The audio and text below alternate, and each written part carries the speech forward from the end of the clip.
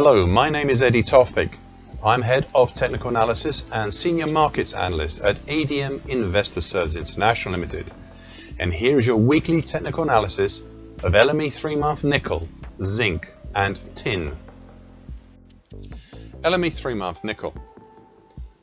I've said repeatedly in this commentary here for months that the most significant feature of this market has been, and still is even now, the very significant lows of 2021 at 15,665, which led to the lows of late November 23, plus the lows in 2024 in January and February, and some mild finessing the lows in late July and early September, down in the 15,840 and 15,600 zone. Most recently, late October and November, and early December last year, and I suppose also the congestion in January and February this year. It is at this point that I feel obliged once again to mention the big descending scallop pattern that I have been going on about for months and months and months, and what it may mean within the near-term universe. So the key level had been and is the lows at 15,840, a significant move below this, and by that I mean you would know it when you see it.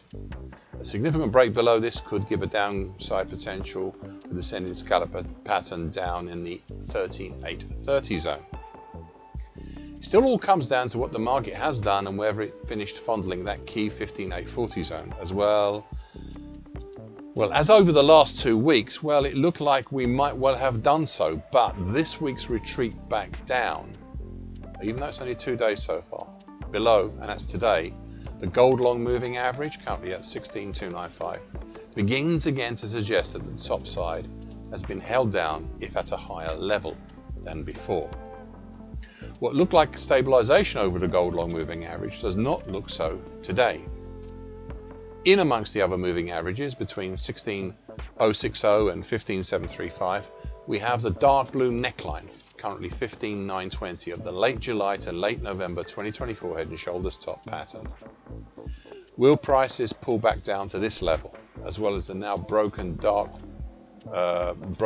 bright red mid-December 2024 to early March 25 downtrend trend nearby, which is currently at 15,955. I am not sure, but it does begin to look as if the market is contemplating such a move. If it does, then it puts at risk the topside targets only laid out last week, with the small mid-December 24 to late February 25 action being a possible double bottom, even Adam type, though admittedly not a very pretty one. In this case, we have a primary target X up in the 16,825 area, and not too far from where the market peaked up last week at and a harder to achieve secondary target X1 up in the 17,170 area. As I said, these topside targets for these patterns are now at risk. LME 3-month zinc. Much like LME aluminium, there are a number of patterns here that have affected this market in recent times, all happening at the same time. The first is the broken and breached, but still refusing to die, old dark blue upper tine just above, currently at 29, well, just below or above, currently at 29.36, and middle time below, currently at 27.72 of the May to August 2023 bullish shift pitchfork that subsequently acted as an August 23 to April 24 bull channel. This one will not die. As recently as January this year, through to today, the market is once more, again today, playing with the broken dark blue upper tine. Then there is the purple lower tine, currently at 28.90 of the somewhat newer February to August 24 bullish shift pitchfork. Prices have been on the verge of pushing below this pitchfork for weeks, but for some reason the market will still not fully let go of it. So watch this carefully, at least for the next few weeks.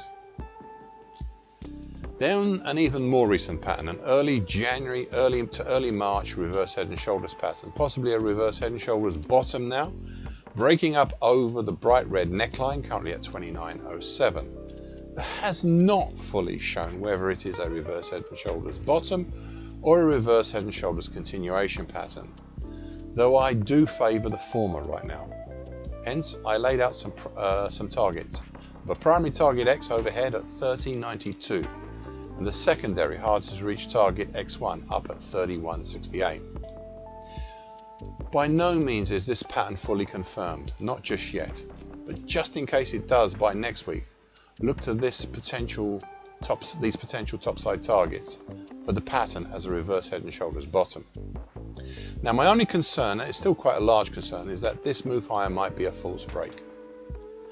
In the meantime, whilst all these big picture and some not so big picture patterns try and sort themselves out, we have below the market and so far today acting as a support the flatlining gold long moving average currently at 29.17, and slicing through the middle of today's action the mauve medium moving average currently 29.44, as well as a small congestion zone overhead between 29.58 to 29.67 containing the interesting big old 50% Fibonacci line of the 2008 to 2022 move at 29.67. As you can see, there's a lot of stuff fairly closely crammed in to the market. And I even started last week wondering if I should look at the whole dark blue middle time below up to the big old 50% overhead Fibonacci line as a super large congestion zone. I'll ponder on this idea some more. LME 3-month tin. As in some of the other metals I've discussed, there are a number of patterns here affecting this market. But here in LME 3-month tin, we seem to have had some resolutions to these patterns. The first is the bright red neckline currently at 33.025 of the uneven August to November 2024 head and shoulders top. This bright red neckline had previously been closely aligned with the long moving average, currently down at 31.300, but in November last year they parted ways, and the long moving average had most recently acted as a support, especially 3 weeks ago, in turning prices higher after a fall, along with another pattern which I will shortly discuss. The next is the long moving average itself. This had capped prices in early February and conversely 2 weeks ago and also the week before that acted as support and halted the decline along with another pattern which I'll once again shortly discuss. The market formed a pipe bottom, the results of which we have seen since the start of March.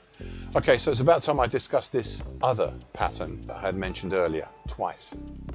It's made up from the green upper trend line and bright green lower trend line, together making a November 24 to February 25 ascending triangle that could very well be seen as an ascending wedge pattern for the same move.